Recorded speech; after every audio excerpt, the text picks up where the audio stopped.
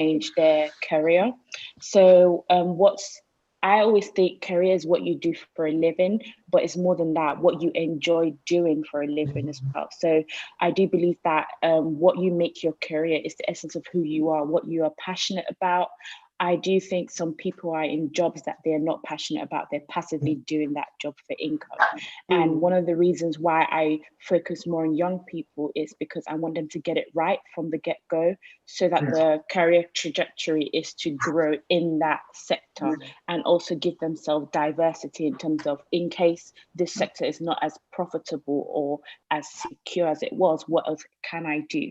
So there's a diagram that I focus on, which is a career planning diagram. I sent it to Uncle, and if you can have that up. So this is something that I found last year when I started helping students, and it has helped them quite a lot, and especially people who are changing their career. So one thing that people think about career planning, they just think, oh, I must have a plan A, B, and C. However, it's actually a deep dive on who you are. What are your strengths? What are your weaknesses? What type of companies you want to work for? What are your professional skills? What professional skills you want to develop, and also what possibilities are out there for you. So what I'm going to do is just briefly go through this mind map, just so that everyone here could, go away and think about what they're doing right now, and apply this mind map to themselves and think, okay, am I in a career that I want to be in, or do I have any other possibilities that I can go into? And I do believe that in this current climate that we're in, you need to have at least a minimum 2 to 3 options in front of you. So I'll speak from my perspective. So I did law, but I always knew that not only did I want to explore being a lawyer, which is like a solicitor, there's other options as well, but I didn't know how that would be done. So one thing that my mentor at the time told me to do is to plan, have a plan. So my plan A was to become a solicitor, which I followed. But also she was like, well, you can't just pursue one thing, you need to have other options. And she said something that really stuck to me, is that some people, their plan B or even their plan C is now their main income. It's what's making them more happier. And what I did was that I reflected for myself, and I just did a mind map for myself. And I thought, okay, these are where my skills lie, which is our legal skills. But other than that, what other skill sets are transferable? And that's one thing that my mentor taught me. Skills are transferable. One thing, when you start going to interviews, experience is great, but the experience you have, what skills do you have that can be transferred into the company that you're going into? So that helps me to actually work in the company that I'm in now. Although it is fit within the legal sector, it's not primarily, traditional lawyer, solicitor route, but it's something different. And I'm using the skills that I learned and I had through my previous experience and me being in law school. I'm utilizing that now. So I would stop talking too much here and then go into the mind map and just work you through it. So the first point I always think about is, what are your current skills? So skills are things that you possess. That could be stuff that you learn through your academics, or things that you've picked up over a long time. So for example, in terms of professional, do you have a professional degree? So that could be an LLB, that puts you on a path of being a lawyer, but also puts you on a path of analytical skill sets. Communication, have you done the legal practitioner course? That literally teaches you how to be a solicitor. Or have you done a project management course that teaches you how to be a project manager?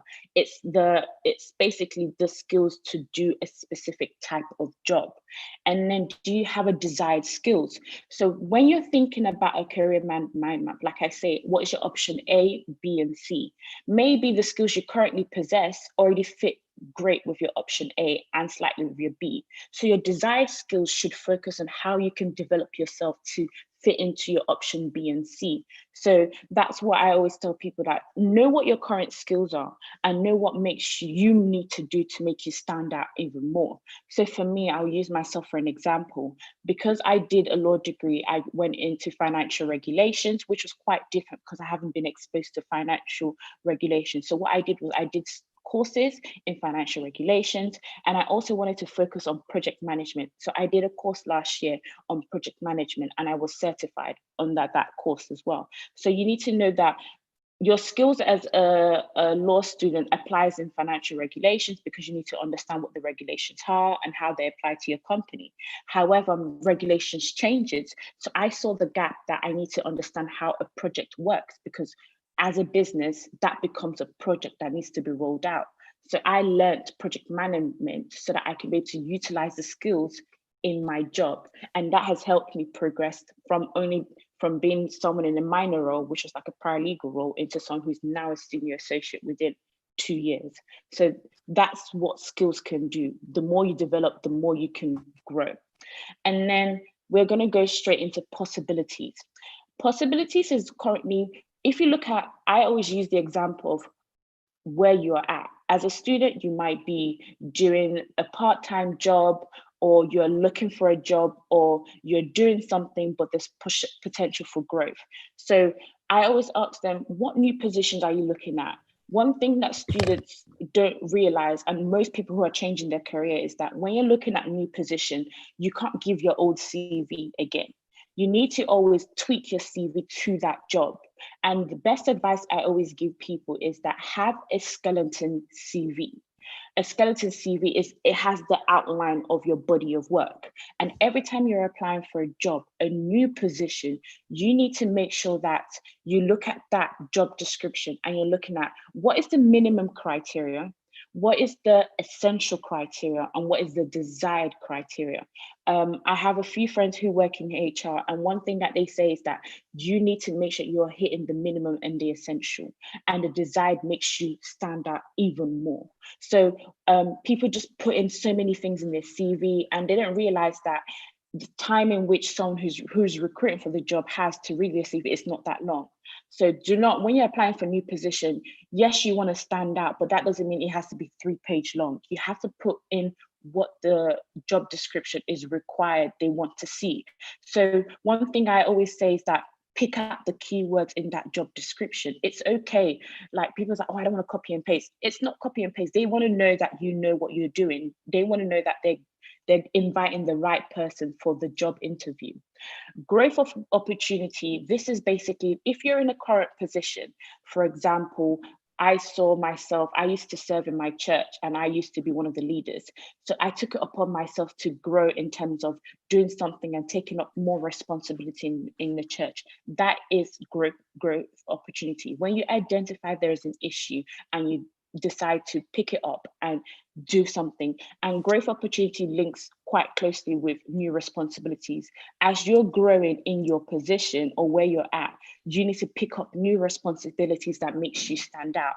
For example, if you're somewhere whereby you're a junior, but then there's a task that would most likely go to a senior staff, you should put yourself forward to take up that opportunity, because that makes you stand out. And then when you're applying for more senior roles in your company or outside your company, there's a higher possibility of them picking you out because you have the experience, you've taken up that position.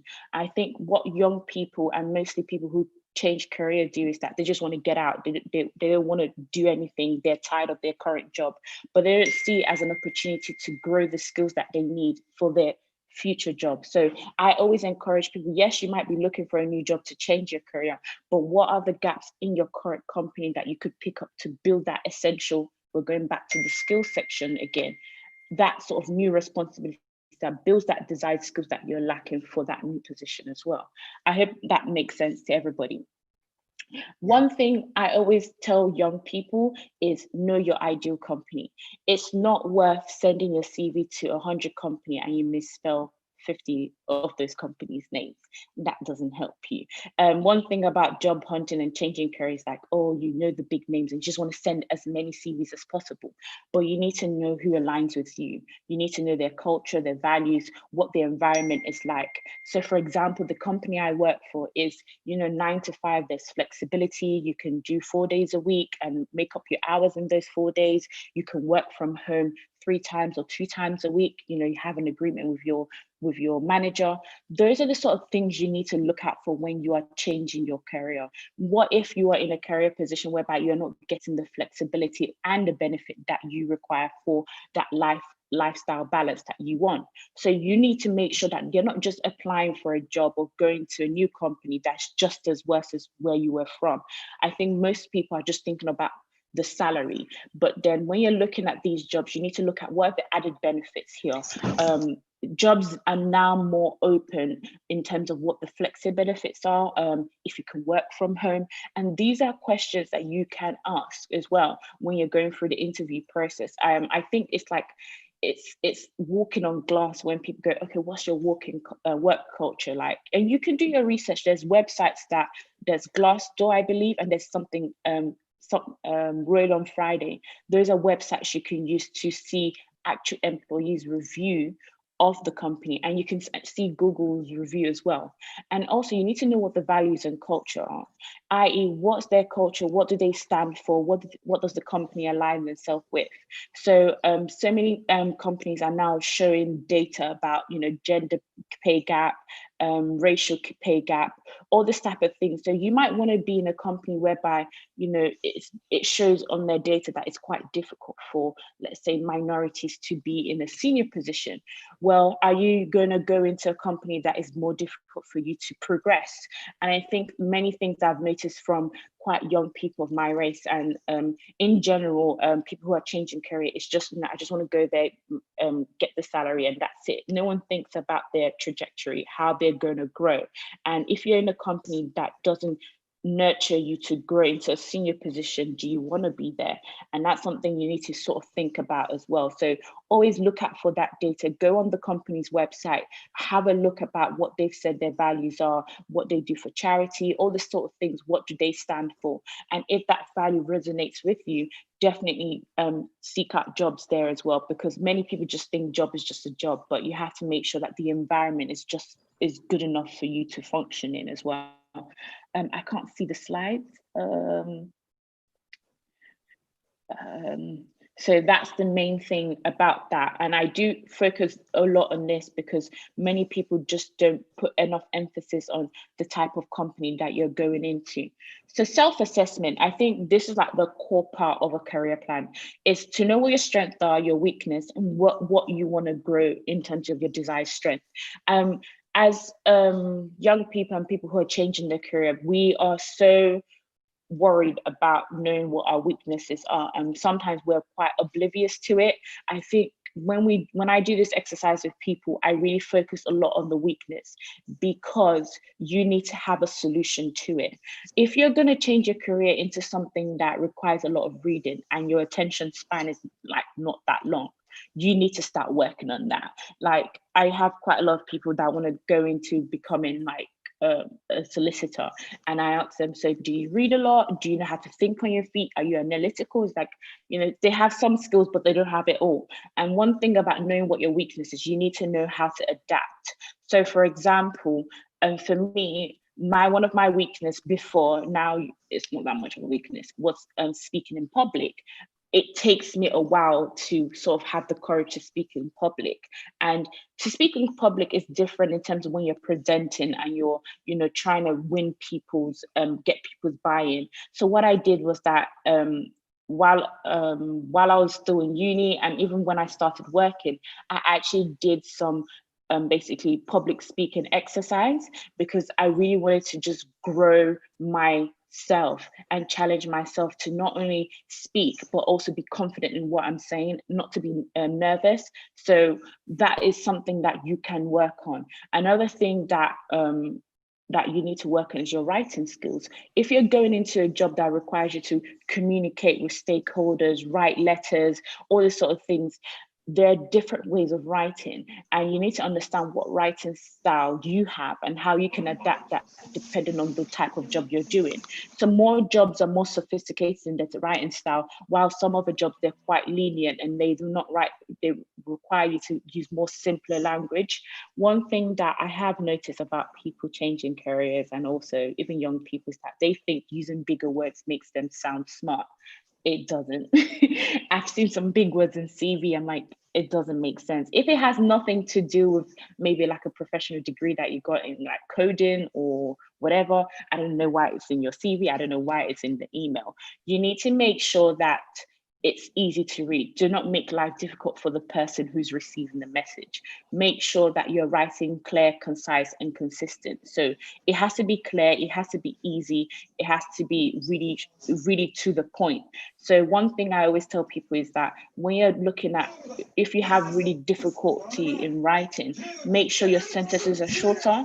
That way it's more easier for you to review it and also send it to that person to read it, because it's more straight to the point and it's shorter to read as well. So this is what I go through in terms of career planning. But not only do I do that, another thing that many people struggle with outside of career planning is the interview and the CV process. I know someone's going to talk about CV, but I'll just break CV down for you.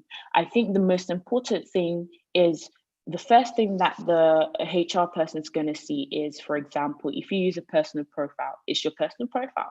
So we want to see how you stand out. And that's like a 5-line whereby you're basically selling yourself and you need to be outstanding.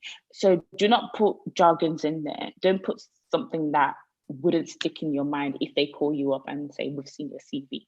You need to make sure you can back your CV. So make sure your personal profile is a reflection of who you are, what you've accomplished, and what you desire to be. So another thing is, many people put their, for me, when I review CVs, if you're someone who has quite a lot of what's it called, experience, don't put all your experience in there, put all the relevant experience for that job.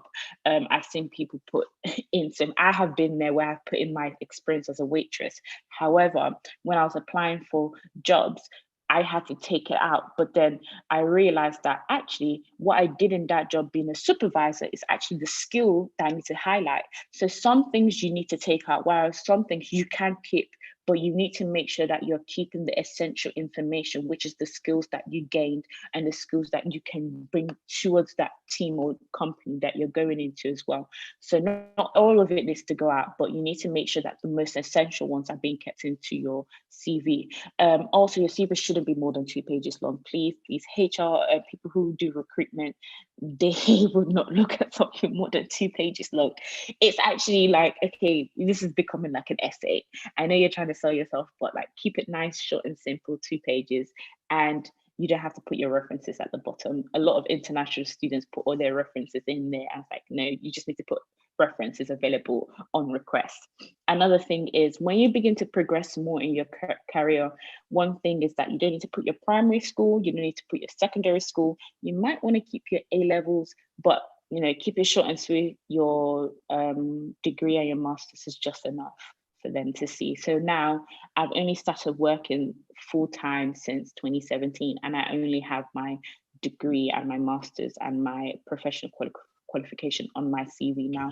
Because of the experience that I've gained, I had to make more space. And also, it's okay to keep volunteering opportunities in there that you've done. That really shows you have really good balance in terms of working commitment and also what you do outside of your church. And one last thing I want to say about CV is, do not underestimate what you do in your church or what you do in your community. I think when I review younger people who are changing their career, there's so many skill sets that you have in your commitment outside of your workplace that actually would make you stand out for a job. So I remember during the first time I started applying for jobs, I actually did not have what I did in church. And then my mentor said, actually put that in there, that you're volunteering and these are the skills that you have. So I had lots of project management skill sets from what I did in church. I had lots of technical skill sets because I work in technical team. I had lots of social media skill sets that I had from doing what I did in church, lots of things in terms of editing. So those are the sort of things that you might think, oh, they're not worthy of being in my CV, but technically they are skill sets that could apply into your future roles as well. So don't undermine what you do for your community and what you do for your church. Those are things that you do to serve others, and it could be skill sets that can apply into your new position, even as a student. So when I talk to young students who don't have experience that much, but they serve in their church or do some community service in one way or the other, I try to highlight that point and bring that into their CV, because these are actually skills that companies do desire.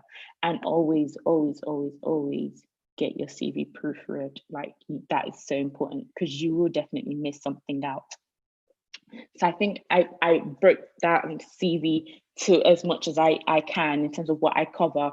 And part of my services is that I would help you through with the career and mapping, and also work through your CV from scratch. We build the CV and cover letter template as well. And we make sure that everyone, you understand that your CV is this a skeleton CV and needs to be adapted for each job that you apply for. So is your cover letter. And then the final thing that I help students and people who change their career is interviews. So because, as you know, I used to be quite nervous in terms of public speaking and so forth. I think what's much more nerve-wracking is selling yourself in an interview. And I think one thing my friends know me as is that I'm quite confident in an interview, especially when I'm fully prepared for it. So one thing I do with people who I basically work with, I prepare them for interviews. So majority of interviews these days are more competence based. Some interviews are assessment center based as well, and competency based. But depending on the type of job you're going to, it could be a mixture. It could be competency based and also knowledge based. So competencies like your skill sets, how you do your judgment, your organization skills, where your weaknesses, your strength, but also your knowledge. So they could test your knowledge in that interview, give you a scenario, and then you have to apply the knowledge that you have to the scenario given to you.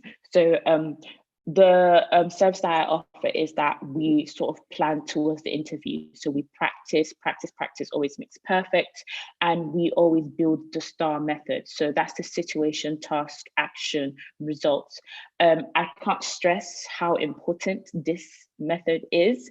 I think if you have examples of scenarios, of examples of using your judgment, using your knowledge, organization skills, conflict management, if you have these examples, it's all well and good. But if they're not structured, you're going to lose the interviewer, because what happens in most interviews that I've been to and have prepared people for is that when they're being interviewed, the interviewer has a piece of paper in there, and what their criteria is, depending on the company, you have to hit a criteria. And the only way you can help them assess if you have reached that criteria is if you follow a method in explaining your response to their question. So some people use point, evidence, and explain method. That's quite essay-ish, but I tell people that's another option. What's your point? What's your evidence? What's your explanation? And you round it up to a conclusion. And many people use the STAR method, which is the situation, the task, the action, and result. That actually helps them to identify whether or not you have hit the nail on the hammer, i.e. when they're reviewing, when they're listening to you, are you telling them the situation relevant to the question that they've asked? Have you taken the correct action? Do you understand what the task is? Have you taken the correct action? And what was the result? And is the result a good result that you expected? Or if it's not, how did you assess the situation? That actually helps them and guides them to sort of understand whether or not you meet the criteria that they need. So I think one thing many people don't understand is that there's power in that, because that helps the conversation flow. Because if you don't answer with a structure, they will have to fill in the gaps themselves. So that's why there's a lot of follow-up question prompting you to sort of explain further. And they're not trying to be mean or trying to nitpick your answers per se. There are some mean people out there. But the reason why they're following up with some questions that you have missed some gaps in there and they require clarity. So sometimes you might do the STAR method and then they might want to emphasize on your result because you didn't explain it enough. So the more you use the STAR method, the easier it is for them. That's the point I'm driving. Another point is that you need to make sure that you have a buffer. Lots of people think that they shouldn't have a bottle in front of them or a glass of water. Take that option. I'm begging you, with the love of Christ in me, take the option of having a glass of water in front of you. That actually creates a buffer for you. So, for example, if they ask you a really difficult question, say, give us an example where you had to deal with a difficult conflict and what was the result after. That sort of scenario, you may not have prepared for it. So you can't just sit down and just stare at each other like, but pick up that glass of water as slowly as you can, drink it. That gives you some time to sort of like calm yourself down, actually think about the question that they've given you.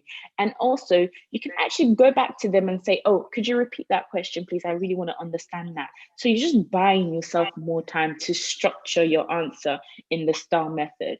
And interview, it's not that you have to be thinking straight on the spot per se. You need to go in prepared. So I always say go in prepared.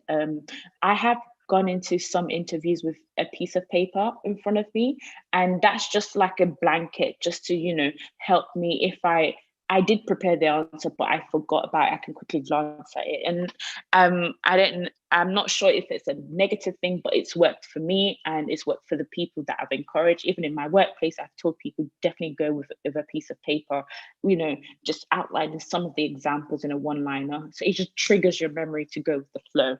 And also, now that I go into interviews, my piece of paper just screams start.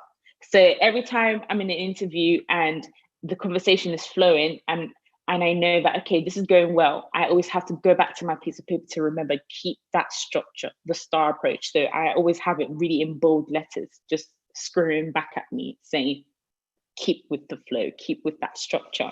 And another thing is always go into an interview with questions. Okay, you're not going to know everything through the job advert. You're not going to know what the company's culture is just through their website. Going with questions, ask them about their work-life balance.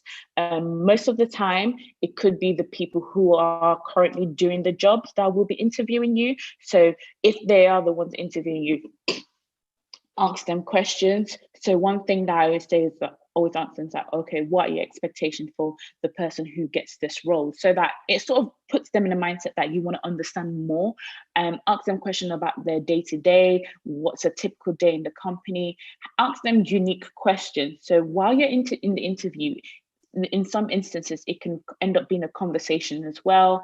And you can sort of pick up something from their end that you can follow up in a question about. So you could just throw back to them, what advice would you give to a young person trying to start their career in this sector? So that sort of thing, just to build rapport. Rapport is really, really important in any industry. So building a network and so forth is very important. And a final thing about interview is dress appropriately and be on time. Don't be there on time, i.e., the meeting is about to start 1 minute and you're just there. Be there really early because that will calm your nerves. You'll be there on time. They can see that you're actually someone who's punctual, you're organized, you have all your stuff together. Another thing that I always say is dress for the role. Dress really well. That helps with your confidence, your posture, and also sit right, sit properly. Don't lean back. Don't be too lazy. Quite a lot of young people, they don't know much about their posture. You're not trying to sell them that you're the best person in the world, but that actually helps you in terms of your vocal, how you speak. And also it's okay to use your hands. Don't just hold them to your side like, yeah, I know this. Yeah. Use your hands when you're explaining. If you're expressive, use your hands as well. If that's a way of helping you calm your nerves, that's a good way of doing it as well. So that's what I would say for interviews as well. I think Uncle have put my email and everything in there, but that's what I have for you guys today. And I hope this helps you a lot. And I really do hope that if any one of you message me, I'll definitely be in touch and help you through. If you're trying to change your career, it's daunting, but it's not impossible. I think one testimony that I've seen is that I've seen a nurse turn into a project manager in a big company. It can be done, okay? You don't have to work 9 to 10 p.m.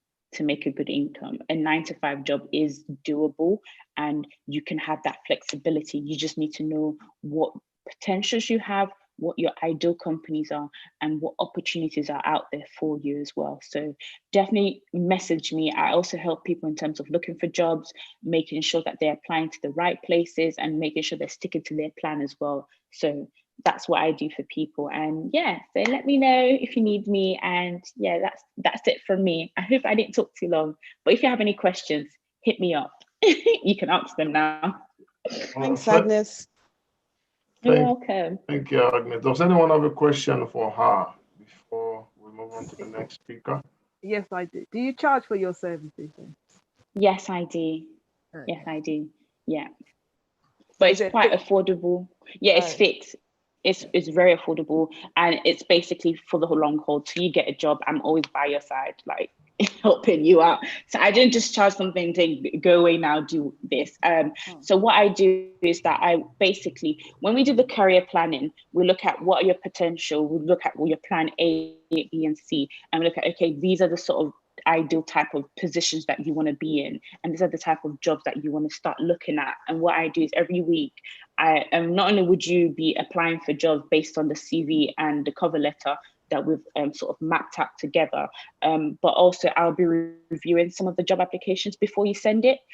Because one thing many people don't understand is that it's actually a good practice that you actually send it to someone to see, because there's power in fresh eyes. People don't do that. They just apply and just send their CV away. And like, well, you do have that skill set. You didn't highlight that enough. So I always do that with people as well, because I feel like some people could miss out that you do have the skill sets. You haven't highlighted the essential, even the desired skill sets as well. And also we do like a monthly plan as well, in terms of, okay, we want you to every week be applying for X amount of jobs. We aim to have this amount of interviews booked, and we'll aim to have this amount of interview exercise. So it could be focused more on the career planning. You could focus more on the CV, or if you want to focus more on the interview. It depends on what your needs are. I just cater to what you need. Thanks a lot, Agnes. I'm just trying to, guys, can you send your details in the chats so that we can do that, if that's okay?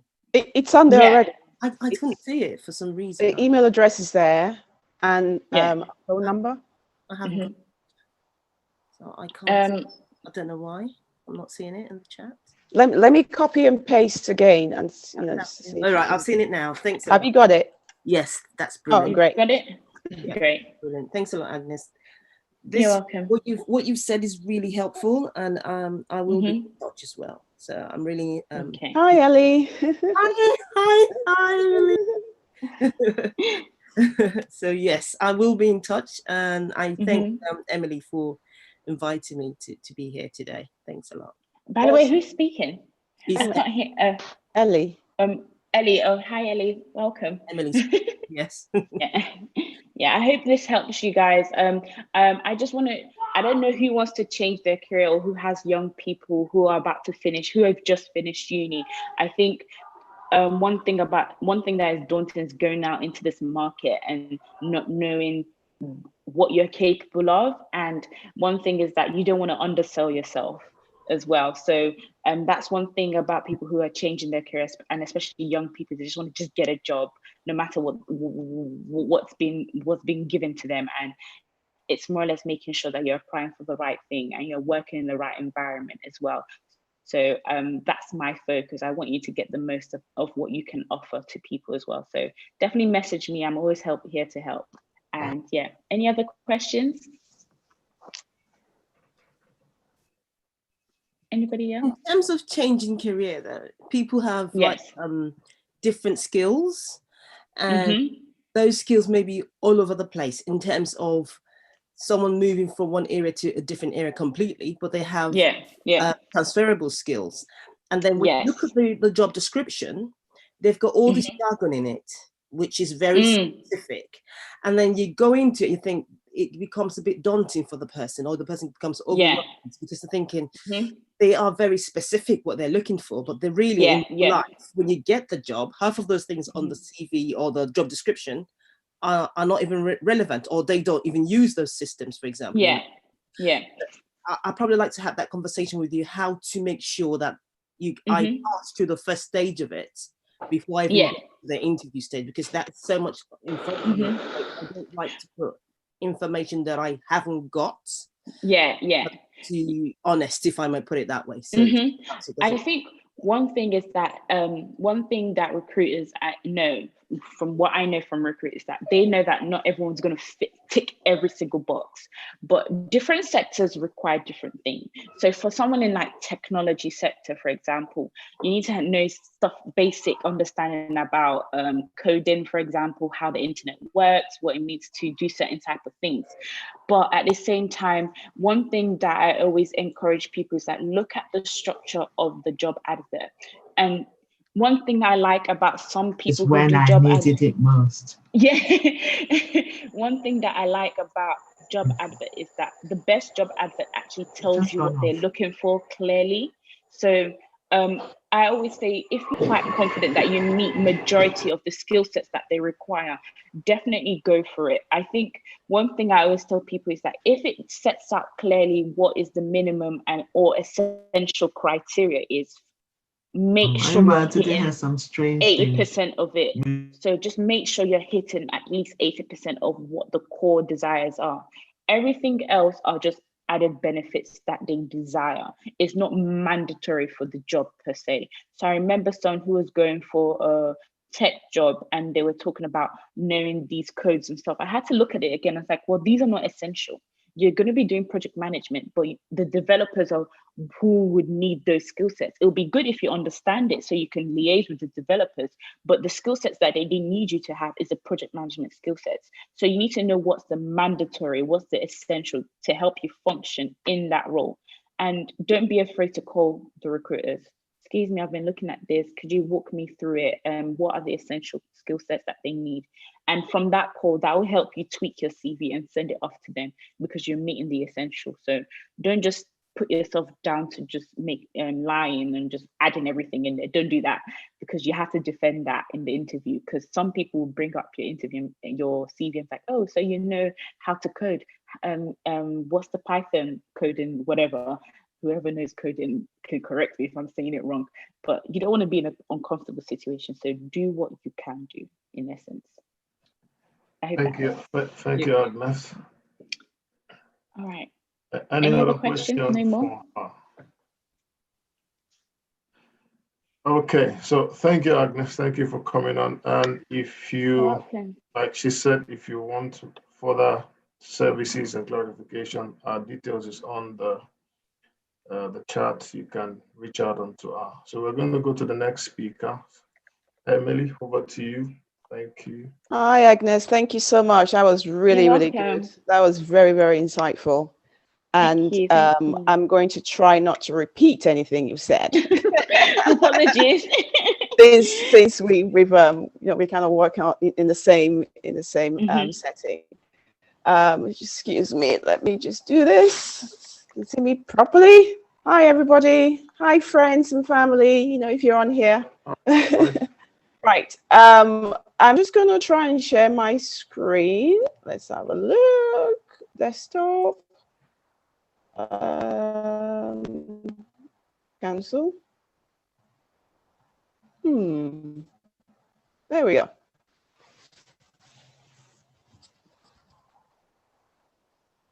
Can you guys see my screen? Yes, we can. Right. Okay. I kind of picked up a Proverbs 24:27 in the Bible, which I thought was quite relevant to what we're going to be talking about today. Prepare thy work outside and get it ready for yourself in the field. Afterward, build your house and establish a home. So, in regards to CV writing, trying to put down the groundwork for CV writing. I'm going to talk about myself, then I will go into why you need a CV and what you need to have and not have on your CV. So, about me. Emily Akanimo. I've been in HR for over 15 years, and I also coach, especially young people. I think Agnes and I have got something in common, coaching young people. And I also have recruitment experience. I worked in magazine publishing for about 15 years, where I was the HR and also office manager, and then I moved on to audio distributors, who they distribute the likes of microphones and speakers to ITV, Channel 4, and all the broadcasters. And then I worked with an oil and gas consultancy, and most recently in a game industry. I am an associate member of CIPD, that is the Chartered Institute of Personnel Development. I'm a company director. I studied applied food science with marketing. I've got advanced diploma in PR, public relations, and currently finishing off my leadership and management course. And as I said, advocate for young people and also mental health champion. So that's about me. Before I got into HR, I wanted to be a basketball player, professional basketball player. I'm sure one of my very good friends who is on the webinar can kind of vouch for me. But knee injury meant that was impossible. So when I finished my university degree, I didn't know what to do. I went into a publishing company as an administrator, and then I wanted to stay there for about 3 months. And then 15 years later, I was still there. I liked the job so much. I got on very well with my directors and my direct reports and also my colleagues. And I was very passionate about what I did for the company. So basketball was impossible. So now I'm in HR. So that's me. CV writing. Why do you need a CV? CV is a summary of your career and a sneak peek into who you really are. So as Agnes said earlier on, you wanted to tell your story on your CV. And you want to be able to put everything that you've done in writing with a view to securing an interview and hopefully potentially securing that job that you are interested in. Employers, it's a starting point for you to get your foot in the door type of thing. And it's very, very important to make sure that your CV stands out, and you have to ensure that, whatever you put on your CV is what you've done. As Agnes said earlier on, you cannot put stuff on there that you haven't done before because, you'll be caught out. Standing out from the crowd. Just imagine that everyone, applying and interviewing for the role is the same as you.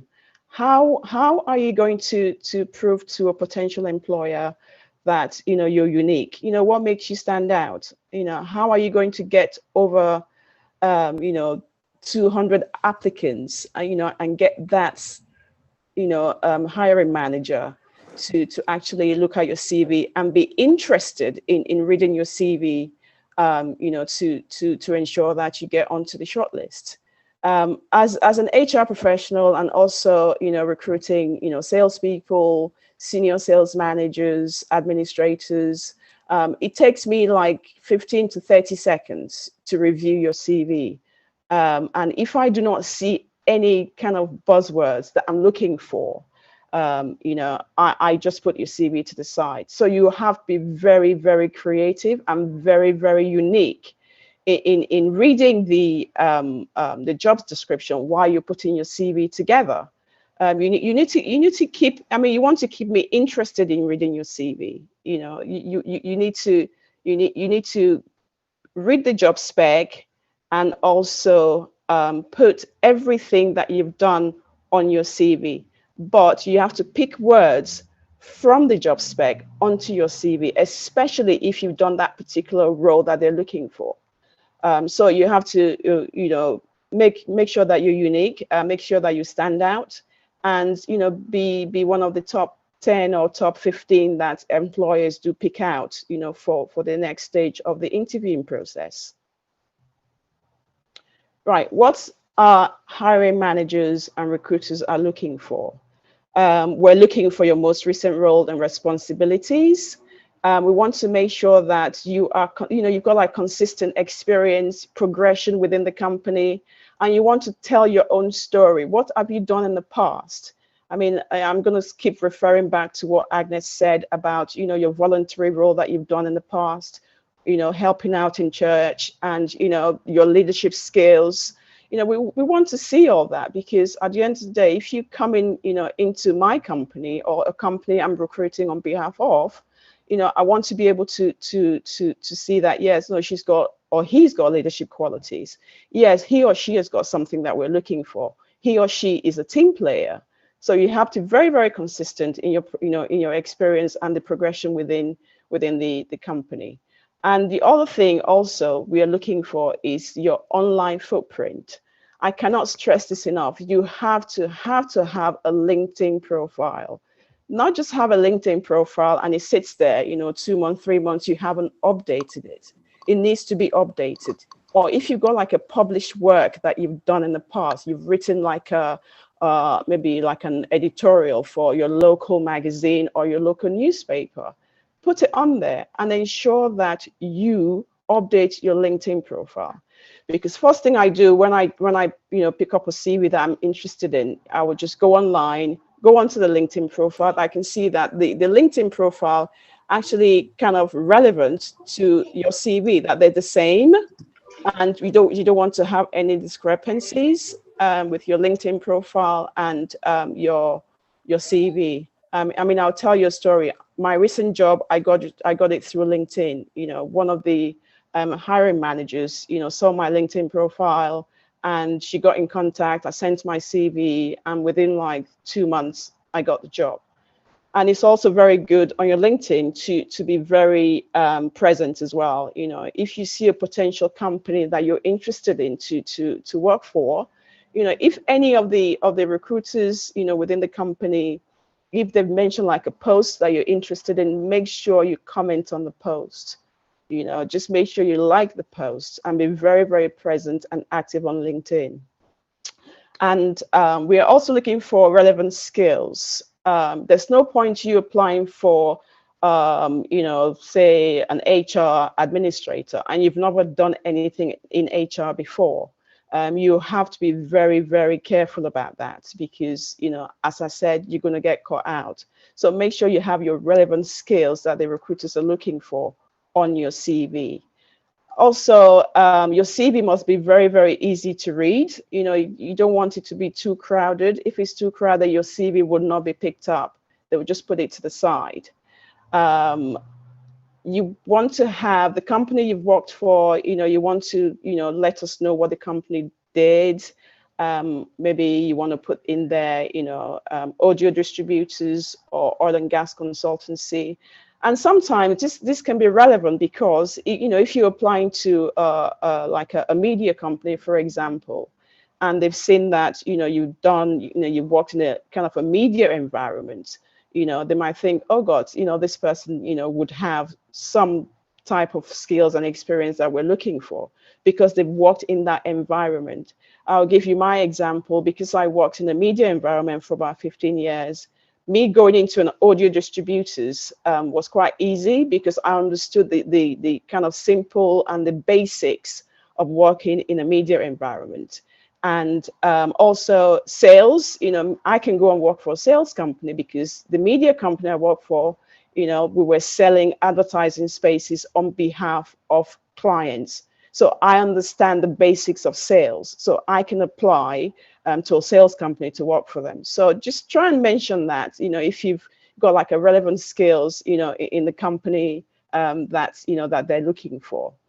And we are also looking for keywords. Recruiters, especially agency recruiters, they actually use ATS, is the applicant tracking system. I'm going to move on to the next to the next slides, I'm sorry, so you can know what the applicant tracking system is. It's a software that allows, recruiters and employers to manage their hiring and recruitment process. And it picks up relevant words from your CV that matches what the employers are looking for. For example, hard skills, communications, IT, or data analysis, or accounting. I'll use my example as an HR manager, for example. If I wanted to apply to another, company that's looking for HR manager, and I've done recruitment, and I've done employee relations, I've done, performance management, I've done, employee life cycle, I will have to pick up all those words and use it on my CV so that ATS can pick that up. And you have to be very, very creative. I can stress this enough. Always, always match your CV to what the employers are looking for. One CV doesn't fit all. Do not send one CV to 10 companies because you may not be successful in getting that foot in the door to get an interview. You have to tailor your CV to what the employers are looking for. I know that, you know, looking for a job can be quite tedious. I understand that. But then you have to put the work in, because this ATS is very, very, is a very, very kind of, you know, clever tool that will pick up, yes, she's done employee relations, she's done, you know, performance management, employee life cycle, she's done coaching. So you have to be very, very good at picking out what employers are looking for, you know, on their CV, especially because they use ATS, you know, for hiring and recruitment processes. Right, the layout of your CV, you know, as Agnes said earlier on, keep it very, very simple.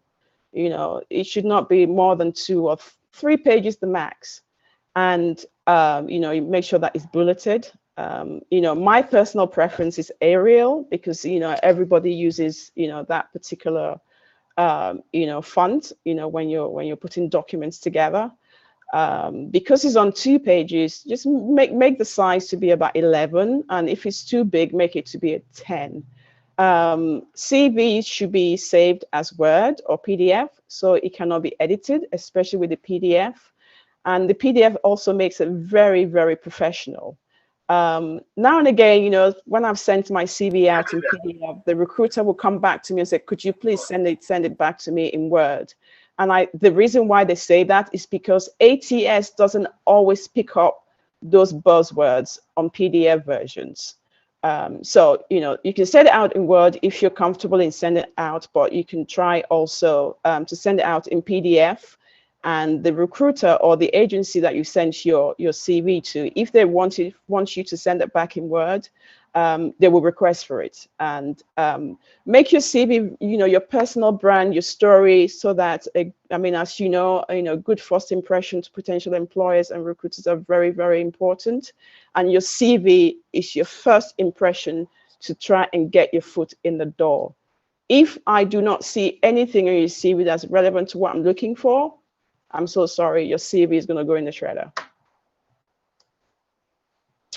The contents of your CV. You know, a lot of people ask the question, should I put my picture on there? Should I put my address? Should I put this? Should I put that? Just make it very, very simple. As I said earlier on, contact details, your name, email address, and mobile number is very, very vital. I've seen so many CVs that, oh my God, this CV is really, really good, and I don't have a contact number for the candidate. And please make sure your name, your email address, mobile number, and sometimes you can put your location as well, i.e. you can put your postcode. And what I tend to do when I see somebody's postcode on a CV, I will quickly check on Google Maps to see how long it's going to take them for them to you know, if they're successful in getting the job, you know, to get to the office. So it's very, very vital. Don't fool yourself, you know, by thinking, oh, I can get from East London to West London. You know, I mean, I used to work in West London many, many years ago, and it used to take me 3 hours journey back and forth. You know, it was tedious. And now, you know, if you're looking for a job, look for something in the city that is central, that you can easily get to work on the train or the tube or bus. Your personal profile is very, very vital. You know, you need to tailor it to the job role as well as tailoring the whole CV to the job role. Your personal profile needs to be tailored as well. You know, for example, you can put, you know, if I'm saying a passionate customer service advisor with experience in retail, you know, I want you to be able to come up with the fact that you've done customer service, you've worked in retail, and you know, face-to-face, you know, customer service, you know, with another retailer. So that's the kind of thing. I'll use my example as an HR professional. You know, I can say, you know, company ABC is looking for HR generalist that's worked in a consultancy, professional consultancy, that will look after the employee life cycle from start to finish, recruitment and performance management. So these words that you're seeing in the description of the job, you need to be able to put that in your personal profile as well. You put down your core skills, MS Office, internet, public speaking and communication. Your work experience should be from present to old. I've seen CVs that, some people, put in, I worked 2004 and then they put 2006 and they put 2008. And the last, role that they put on there is what they did in 2018 or 2019, for example. So you need to have your work experience to be the very, very first work experience, the present one that you've done, in 2019 or 2018. I don't want to know what you've done in 2010 or 2006, because it may not be relevant to what I'm looking for in 2020. So make sure that your work experience is from present to the old one. And you want to also list your key achievements in each role. What did you do in your last role? How did you add value to that particular role or the company you were with? What made you shine? What did your manager like about you? What's kind of, new, probably, did you help them to solve a particular issue while you were with the company? What were your key achievements? I'll give an example of mine. One of my key achievements was securing a contract with ITV to do the British Soap Awards. I mean, I sing a lot about that when I go into my interview, because that's, that kind of shows, that you understand the company you're working for. You understand the strategy. You know exactly what they're selling, and you know how they get their clients. I knew all this, even though I was working in HR, but I was very, very nosy. I wanted to find out more. What did you do? How did you do that? Why are editors shouting at salespeople? Why are designers shouting at salespeople? And because I knew all that, I was able to put all that together. And when I was watching, EastEnders one day, it's not that I watch EastEnders all the time, by the way. And I thought, okay, we've done we've done British Comedy Awards, we've done BAFTA, we've done the European Film Awards, but we haven't done the Soap Awards. So I spoke to my CEO the following morning. I said, by the way, I've got this great idea. It's like, wow, that's really good. Okay, you go and do the legwork. And I did. I picked up the phone. I called ITV. I spoke to the producer of the British Soap Awards, and I told him how, where, what, when, and what is in it for ITV. And the guy was like, yeah, come in and speak to us. And eventually, we got the contract, and we had the contract for about 2 years. So you have to be very, very, creative, and, just show how you can add value, to the company you're going to work with. So key achievements in each role is very, very vital. Another one of my key achievements is introducing, implementing the HRIS for another company I worked with. So I can't stress this enough. Just make sure you put your key achievements in each role. Even if it's a one-liner, it's fine. As long as I know that you are able to offer me, what I'm looking for and add value to my company. Another thing you should put on your CV is education and training. And your education should be your most recent one, be it your master's, your degree, but do not kind of spend too much time on that, because I am all about experience and, you having a first class in law. I'd rather, have that, you've got the experience that I'm looking for. And I'm not saying education is not important. It's very, very important. I studied applied food science with marketing, when I was at uni. I'm not using it now. Yes, I know I went to uni. I've got the experience of university. I've got the degree. But I am more about experience than anything else.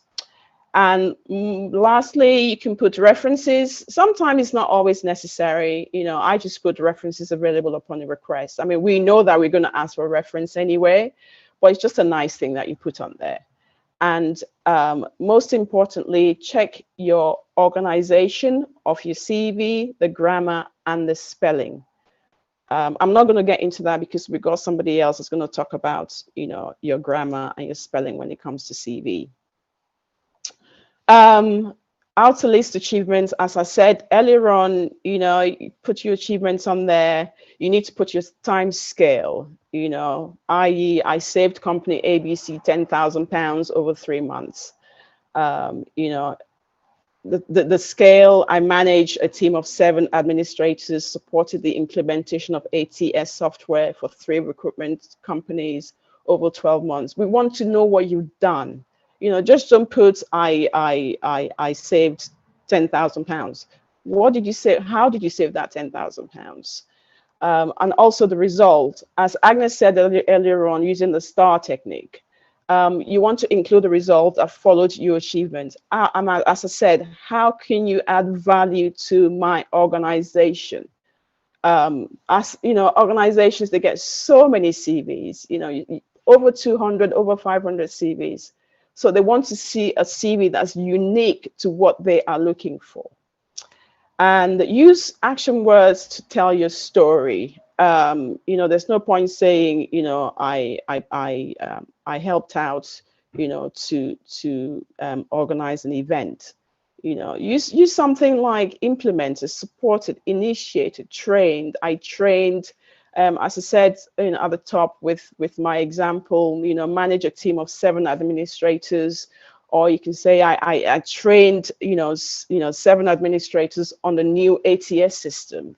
And so that it's showing that you're using initiative, you know, you're someone that we can use if we want to get a new software within the company for training, for example. You know, like my example I gave about implementing a new HRIS system, you know, to one of the companies I worked with in the past. So you have to use action verbs to tell your story.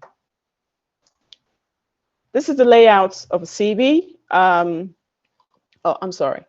At the top, you've got your name, your professional. You can put your professional title if you want. I don't normally do it because I know what I'm looking for on a CV. It doesn't, you know, I know I put out a job, you know, a job ad for a receptionist. So I don't need to have another title on there that says receptionist because I know that's what I'm looking for.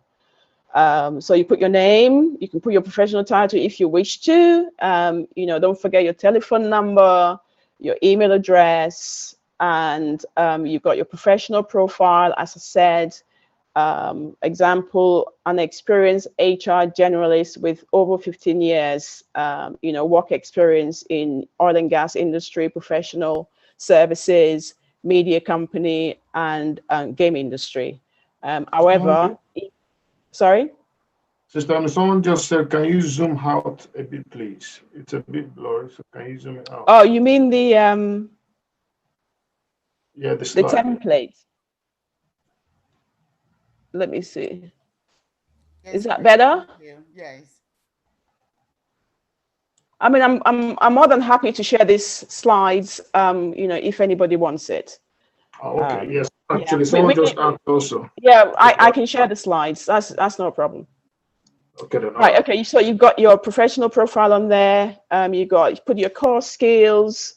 Then you put your career summary. Then after that, you put your education, you know, references or interest if you wanted to put interest at the top. But as Agnes said earlier on, please do not overcrowd your CV. Just put the essentials on there. What potential employers and hiring managers are looking for.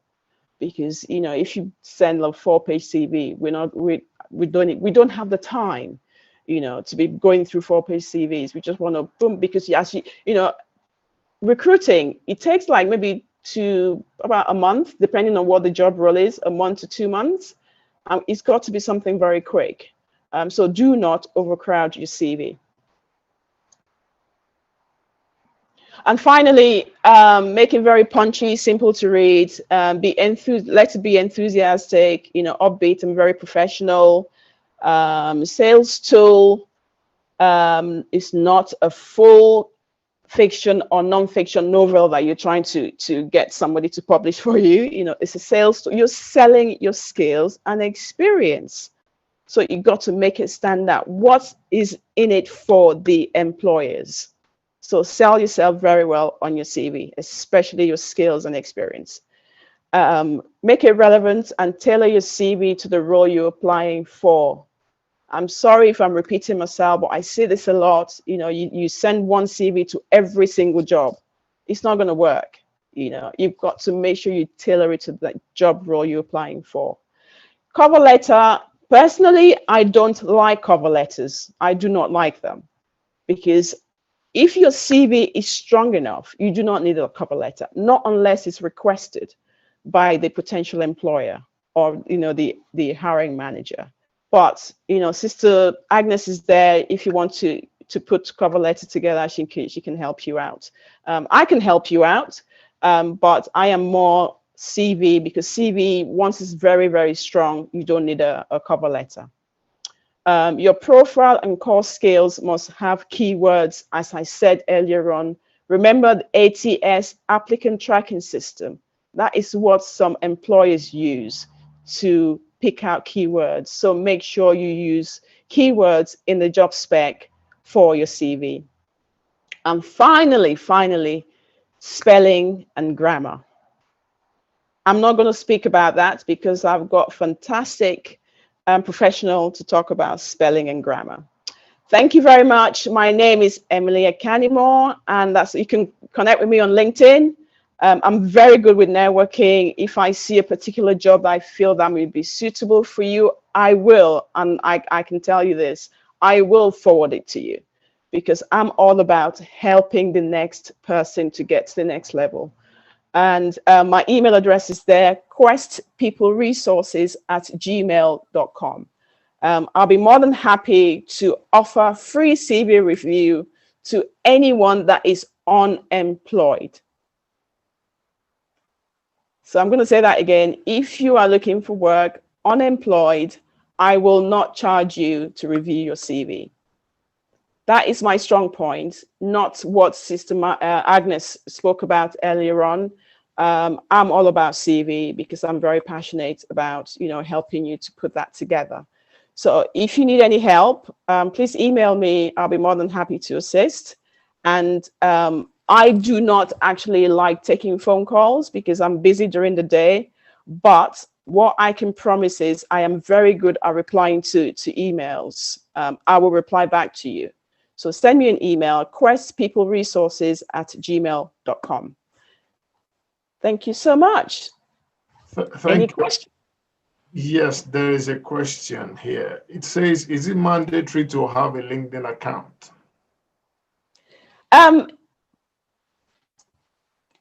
It's a good thing to have, because there's so many companies out there.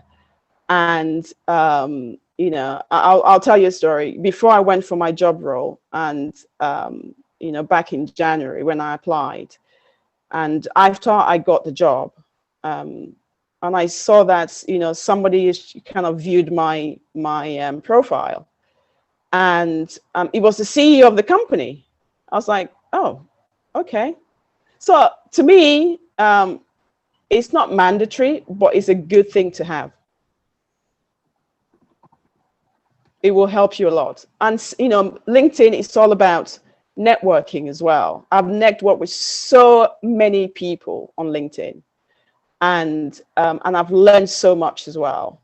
You know, I networked with, you know, with the marketing director for Nike.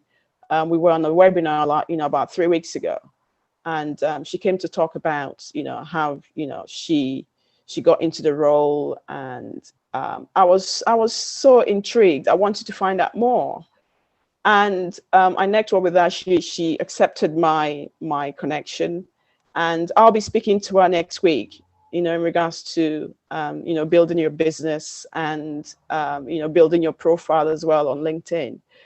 So the power of networking, I mean, to me, is just awesome. So I truly believe that you should definitely have a LinkedIn account. And if you're looking for a job, please update your profile so that it matches what your CV is. Thank you. Any other questions? Hi, Emily.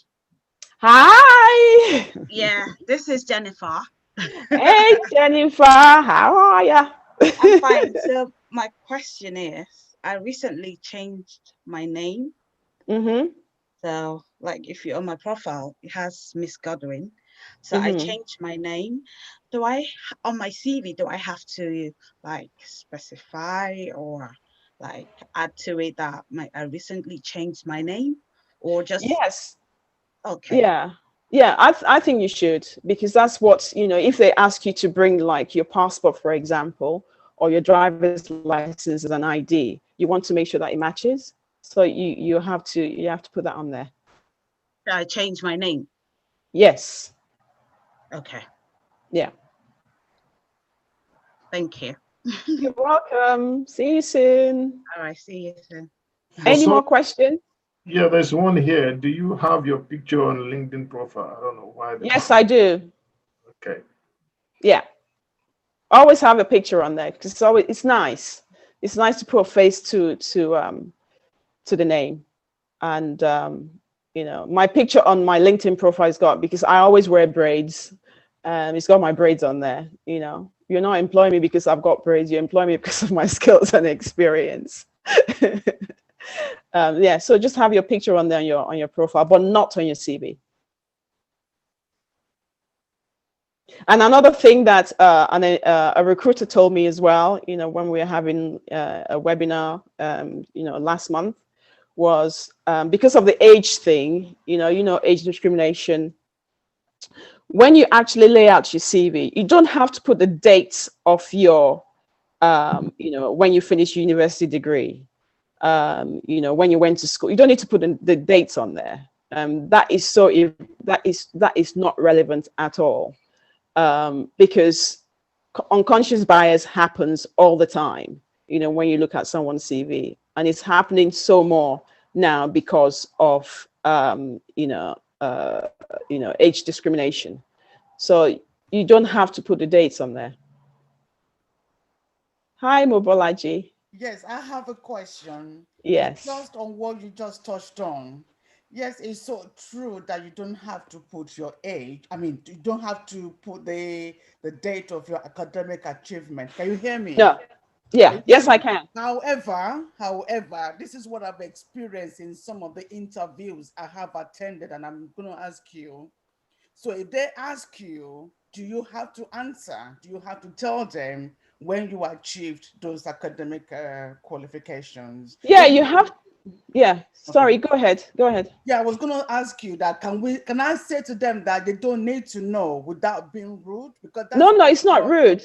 That's what the law stipulates. You don't have to put it there, but they ask you. If you ask when you finish university, you tell them when you finish university. Okay. But you don't have to, because, the thing about CV, you're trying to get your foot in the door to get that interview. Absolutely, yeah. So you don't have to put the dates on your CV, but if I say to you, Mobolaji, when did you finish uni? And you tell me when you finished uni, okay. That is so irrelevant to what I'm looking for. Okay. I am more about your skills and experience, but I know, from past experience, employers, unconscious bias. I don't care what anyone says, because they see you, they look at your CV. It's like, okay, she finished uni 74. Oh, that was, maybe she's about 60 something. What does that matter? Yeah. So, when you're asked at the interview stage, you're there, and please do tell them. Okay. Thank you. I have a question, Emily. Hi, Ellie. Hello. This is around salary, because you see some application forms, they do ask questions and say, what is your previous or your current salary? And then what is your expected salary? And sometimes you might put your salary and it may be too high for them. It could be lower than what you wanted, what you're expecting. So you're caught in between. You're not sure which one to put, whether to just ignore it and not make it mandatory, but most of the fields are mandatory, so you've got to put something in there. Yeah. So what's your take on this? Just put what you're worth. Okay. If a company wants you, they will pay whatever to have you on board. The reason why they put that on there is because they want to go and check, if they've got the budget to get you on board. But I always put it on there. This is what I'm worth. It's either you take it or you don't. And if you don't, that's fine. You are not the only company I can work for. There's plenty other companies out there. And I think, you know, when we apply for a particular job role, because it fits so perfectly with our skills and experience, we're so attached to it. And that should not happen. You know, if EE doesn't want to employ you because you're saying you want 100K a year, then go to Virgin, you know, go to BT, you know, go to Three. There's other companies out there, you know, that will take you on. Okay, that's good. So yeah, when it comes to the current salary, you put what you're worth. Just put what you're worth on there. On both of them. Yes, because, you know, you don't want to shortchange. I think, you know, I'm going to speak from my experience. When I go into an interview and they ask me, you know, what are you on? I tell them, what would you like? I tell them, you know, I always tell them like 5 or 10K more. And, you know, if you can't afford it, then that's fine. I'll go somewhere else. Okay, that's good. Thank you. You know, yeah. Any other questions? How far back should you go with your CV? Sorry? How far back? Just put like maybe the top 3 or 4 experiences. You don't want to put too many, because if you put too many, you know, you're gonna have like 4 or 5 pages of CV. So just put like 3 to 4, no more than that. And if they want to dig, if they want to like dig in any deeper, you can just tell them. I mean, sorry, say that again, please. Said that you've contacted and you've worked around various places, so that then if I'm so sorry, maybe it's my, I can't hear you. Say that again, please. Can you hear me now? Yeah, it's very faint. If you've worked in many places, and if you only put 3 or 4, that only covers like 5 years, but you've been working like 20 years, then do you have to cover more then? I don't think you need to do that. You know, you just need to put the most recent jobs that matches the skills and experience that they're looking for. And if you've been working for more than 20 years, you know, just put like a little paragraph at the bottom of where you've worked, because, you know, especially when it comes to the digital age, things have changed. Yeah. And what we did 20 years ago, we're not doing now. Who would ever thought that we'll be on Zoom, you know, having a meeting on Zoom, you know? So I don't think you should put too many, you know, jobs on your CV, because I'm more interested in maybe in the last 5 to 10 years. Even that is too much. So I don't think you should do that. Do you put the years that you've worked there as well then? Yeah, you should. Yeah. Okay, thank you. What if the year that, I'm trying to find the question. What looking at your face and trying to think about it as well. What if you put, for example, if you've worked in a company where you've been there for quite a long time and you've worked on different projects, how do you present that on your CV? Because you've worked in different projects where you've been in the same company and probably you've done different roles. So now you're trying to pick out one of those roles as the next job that you want to go into. How do you kind of match that? Because that might have been a role you did 3-4 years ago. And then sorry, Ellie. Please forgive me. My nephew just came on to wave at me, and I wasn't actually listening. He's waving again. Could you please repeat? Could you? Hi, Alex. Auntie Emily's busy right now. I'll speak to you in a bit. Okay. Thank you. Next HR. Sorry, Ellie. Could you please repeat that question? No, what I'm saying, if you worked on a project, or if you worked in a company that you've worked on different assignments or different client sites, and now you're trying to pick one of the roles that you've done, maybe in the past, and that's what after all these different roles I've done in the past, the client sites, I think this is what I now want to pursue going forward. That could have probably been something you've done 4 or 5 years ago, and it's not one of the most recent ones. How do you then pull that to the front? You put it on your personal profile at the top. Okay. Yeah. So that's the first thing they see. Okay, brilliant. Yeah. Thank you. Okay, sorry, Ellie. No, that's all right. There is a question here for you. Can I use the CV automatically generated by LinkedIn? The thing about LinkedIn, yeah. Or do I need to produce one myself? The thing about LinkedIn is when you click apply to a job, they will automatically send your profile to the employer. But you should always, because you don't always have everything, especially when it comes to your personal profile as well, because you want to tailor your CV to that particular job role. So always have your own CV that you can forward to the potential employer. Okay. What's your handle on LinkedIn? Are you known as Emily Akinemu? Yes. All right. Okay. Akin raised up his hand. Akin, can we have your question, please? Hi, Emily. Hi, Akin. Hi, Emily. I have a couple of questions. First, I'll probably just like to comment. As someone that's been through redundancy recently, it worked out well, but a lot of what you mentioned on the CV parts, a lot of things I've had to sort of go out by myself and research to be able to actually sort of implement into my CV, and I was able to secure multiple job offers based on a lot of what you covered here. So I just wanted to comment on that and say, that was great job. I'm glad you got something. Yeah, that was really good. It was just thank you so much. I was just reasoning that there are a lot of sort of platforms where you can sort of learn these things and sort of one go. Sort of thing I'd sort of go and actually sort of Google and search myself.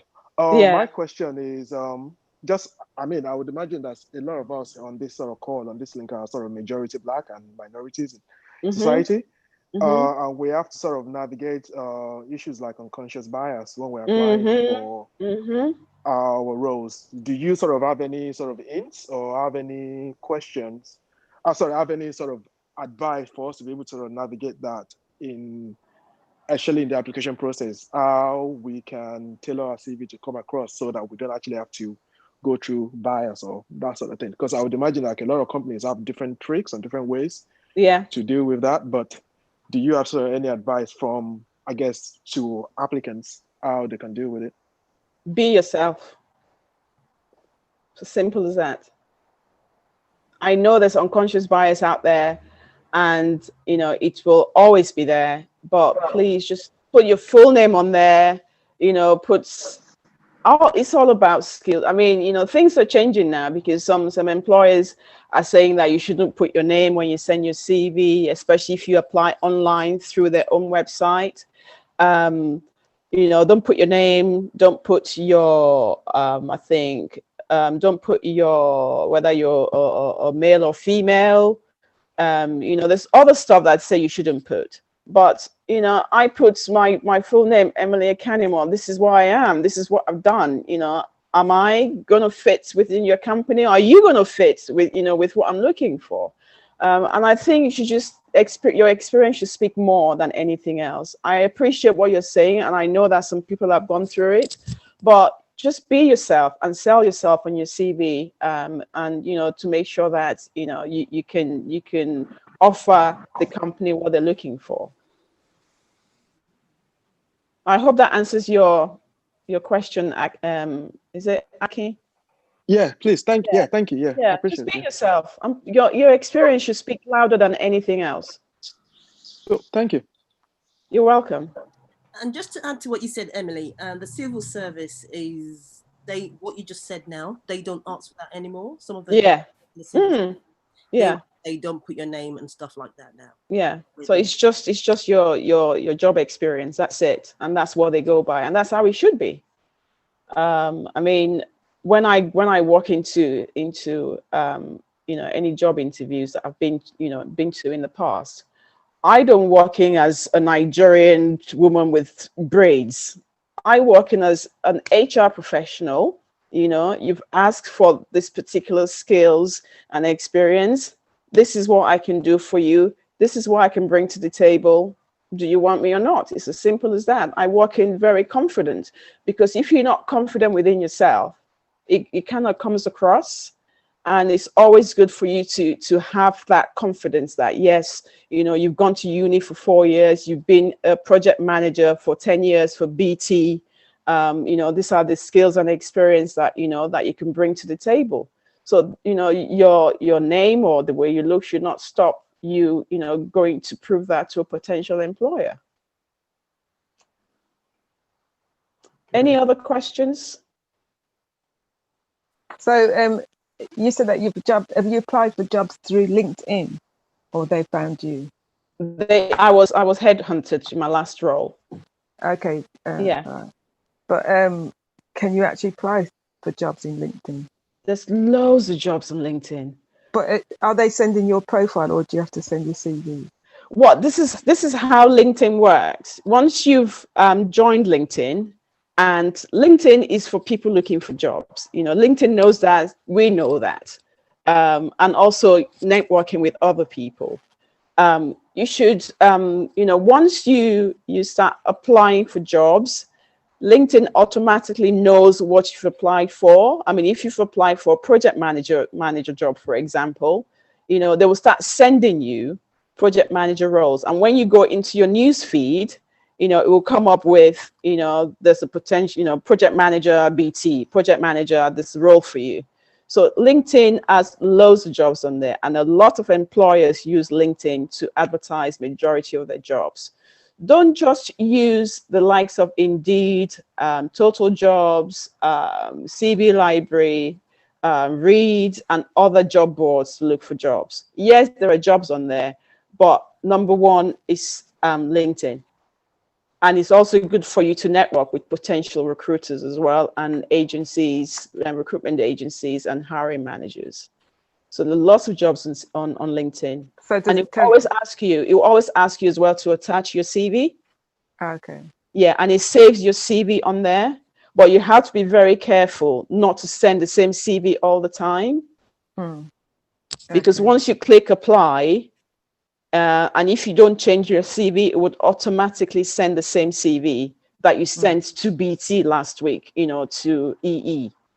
So you have to, you know, make sure that you edit that CV before you send it. Okay. I mean, I've not used LinkedIn yet to send for a job, but so I'm more than happy to assist. You know, send me an email. We can connect on LinkedIn, and I will more than happy, you know, talk you through it. Okay. What's your email address? It's on the Quest people. Hold on. I'm going to send the link and the slides out. questpeopleresources@gmail.com. Oh, okay. I'm going to put it in the chat. Okay, great. Thank you. Yeah. You're welcome. Any more questions? So, Emily. Sorry. Hi, Emily. Hello. Hi. Is it okay for LinkedIn to start taking money from your account simply because they sent you your CV to potential employers? No, it's not. Right. This is what they've been doing to me in the last few months, and I've had to close my LinkedIn account. Oh, are you sure? Because LinkedIn has got like different membership. You've got the basic and you've got the premium. Basic, yeah, it's not a premium. I'm not a premium member. I've had it for a number of years and it was free. But all of a sudden, because they're sending my profile to potential employers, they just got into my account at will and deducting money that have not actually agreed with them. You can go into your settings and cancel any subscription that you may have with LinkedIn. But I have never had that they're taking money because I'm applying for jobs. The only money they take is because I'm a premium member with LinkedIn, so they just take that subscription every month. Yeah. Okay. Yeah. Okay. Any other questions? Hello. Jennifer again. Hi, Jennifer. Yeah. Hi. I'm really stressing on the change of name because when I worked all my job history, I've always had the same name, and now I changed my name, and then on LinkedIn, I have to change my name as well, and then do I have to say, oh, I changed my name from Jennifer to, you know, as well. I have to do that. Yeah, I mean, you know, you're gonna have, especially when they ask for your ID, you're gonna have the new name on the IDs. Yeah, like I have my new name on all my IDs now. I've done all my. So so you need to let them know that this is what's happened. Okay, based on the fact that they could call the company I previously worked with. Exactly, because they can call the company and say, you know, Jennifer Paul. They'll be like, who? Yeah.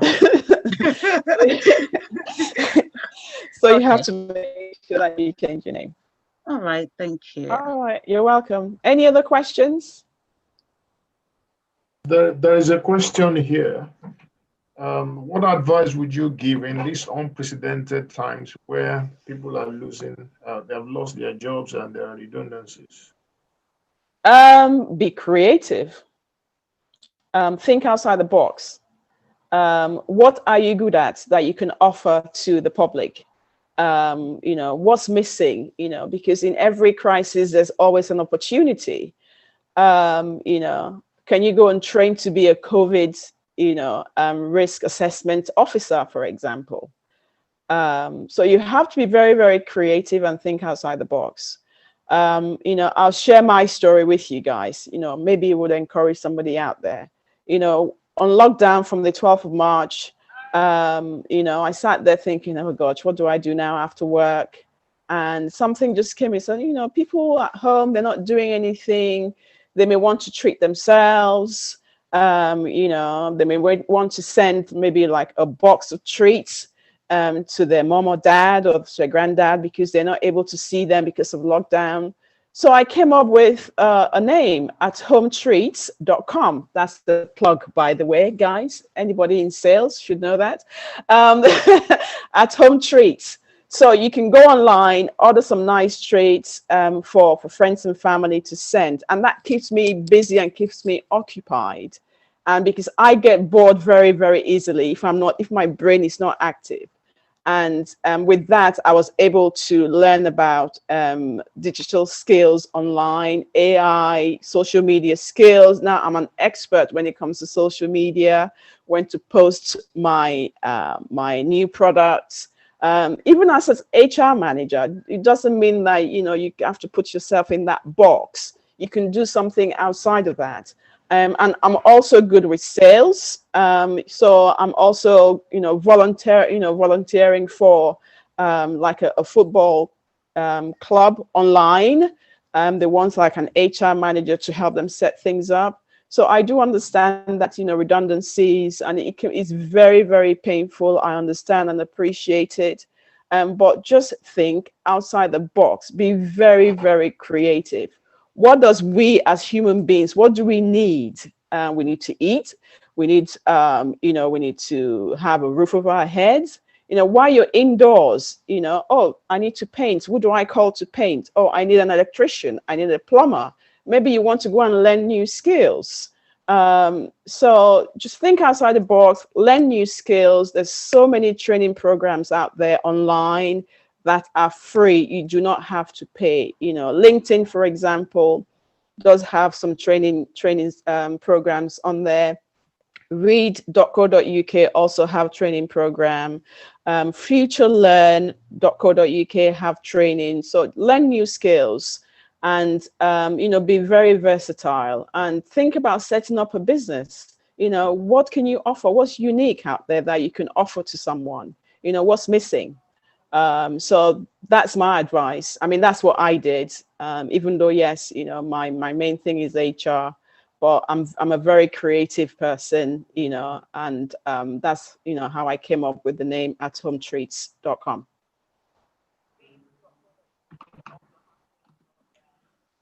Any other questions? I think that's about it on the chat. Okay, the final one. What edge does being a premium member on LinkedIn would give you? Being a premium member, I get lots of insights. You know, when you apply for jobs on LinkedIn, and you know, it tells you how many people has applied, and it also tells you how many times the company has applied. I mean, as a kind of advertise a job role say in the last 5 years, you can go on there and read a lot of reports on companies and how companies are doing.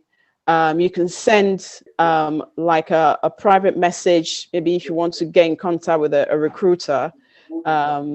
You can send a private message to them. You know, they give you like, I think they give you like 5 emails that you can use.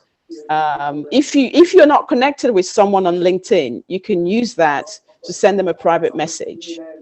So there's loads and loads of advantages to being a premium member.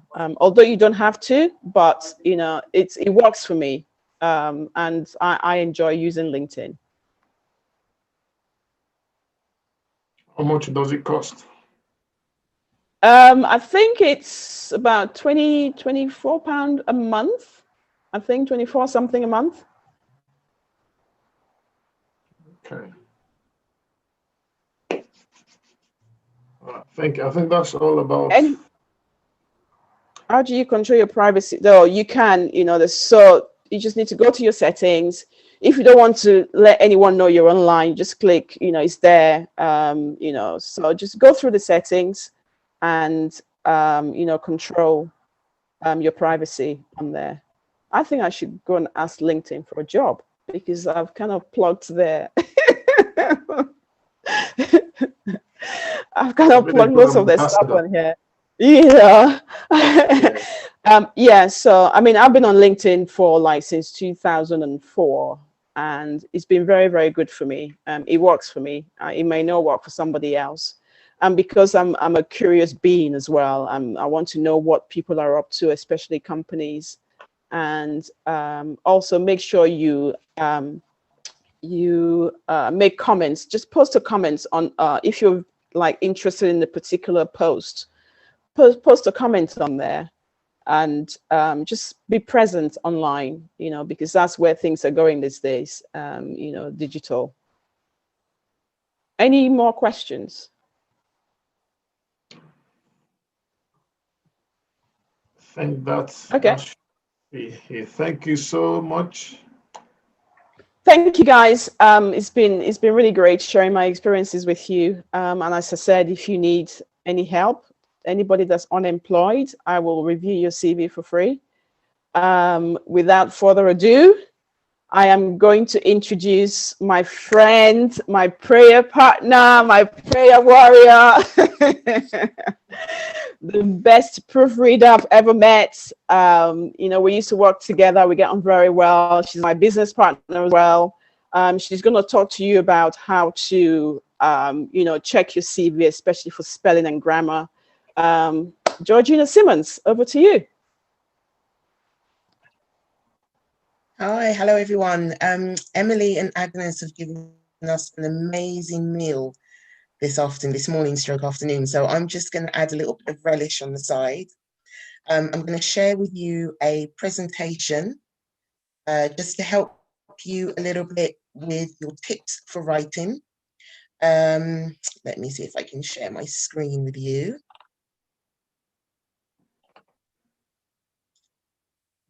Okay. So just to give you a little background about myself, I love words. Words are my life.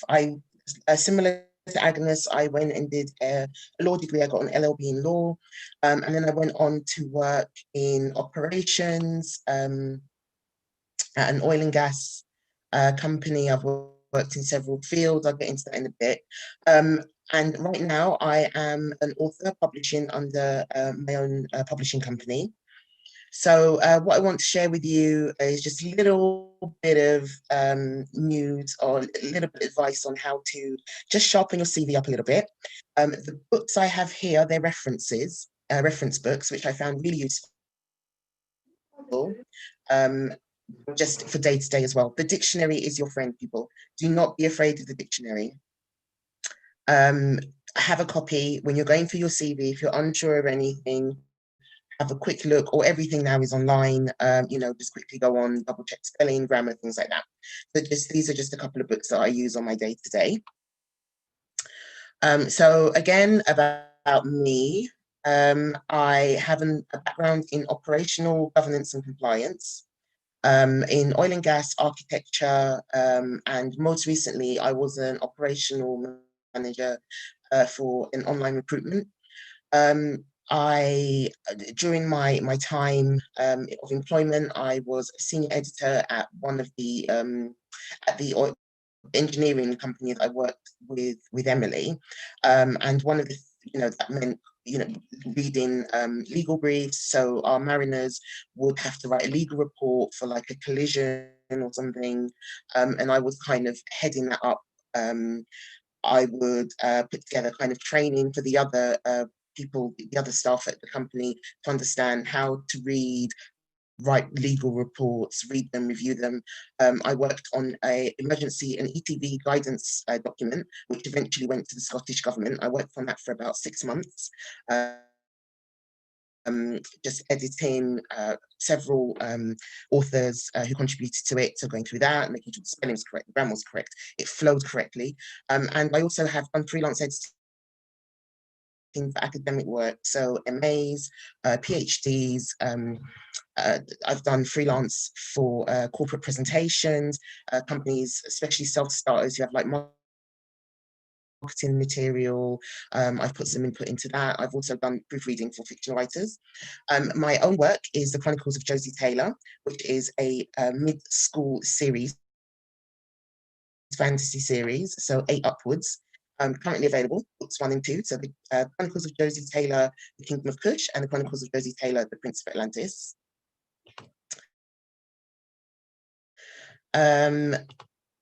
So what's the big deal? So basically, I'm going to look at just very quickly 4 points, which is why having a fluent CV is important. We're going to look at when in doubt, leave it out. We're going to look at what not to write. As you can see, that's intentionally spelled wrong. And the importance of editing. So I've just got a little quote here. As Agnes said at the beginning, reading is, I think, very, very important to just being able to know how to communicate. I know a lot of us on our CVs would say, oh, we're great communicators, or we'll put in our hobbies, I love to read, and yet you're only doing that maybe once or twice a month. But this, if you want something to read, I can recommend. This is amazing. The book is called Armor Bums, and the author said, one day I'll find the right words and they shall be simple. Simplicity is always best, especially when writing your CV. As Agnes said at the start, if you embellish too much, you could get caught. And sometimes you can kind of talk yourself out of something as well. So a fluent CV is instrumental. When I say fluent, what I mean is what Emily touched on. It must be in chronological order. When somebody's reading your CV, they shouldn't have to keep going back and looking for information or having to reread paragraphs or flip, pages back and forth, or even your CV should only be 2 pages. They shouldn't have to look for things. If you're writing your CV, it should always be in the first person because you're talking about what you did. So use the I, during my time here, I did this, I. You wouldn't imagine the amount of CVs I see where people talk about themselves in the third person, referring to themselves by their name, like, oh, Georgina did this, or Georgina. It's your story. So you have to speak as if you're speaking directly to the listener. Timing is everything. Do not overuse punctuation. So don't make it sound as if you are reading like this by using loads of commas and full stops. Likewise, don't underuse commas and full stops. So it sounds like when you're reading your CV, all you're doing is just blah, blah, blah, blah, blah, blah, blah, and it just runs and runs and runs, and the person that's reading it can't catch a breath. I'll go into a little tip at the end about how to avoid doing that. So when in doubt, leave it out. A little bit of info on industry jargon, which I think Agnes touched on at the start as well. Phishing or phishing. So unless you're absolutely certain that you're using the right jargon, just don't do it because recruiters will see straight through you. Keep the language precise and simple. If you want to be able to speak to somebody who may not necessarily, if you're being interviewed by HR for like a project management role, they may not necessarily have done project management, so they may not be familiar with all the terms. If you know what you're talking about, go for it. If you don't try and trick them into thinking that you do, because you'll get caught. But on the flip side of that, referencing. So again, if you know for certain of a specific referencing, then ambiguity is fine. So an example of that would be, I've looked at people's CVs, and they've, because I used to work on the ISO standards. So I would look at people's CVs who were applying for a job with us, with auditors, and they were mixing up the different standards, and it was just obvious that they didn't know what they were talking about. Acronyms and abbreviations. So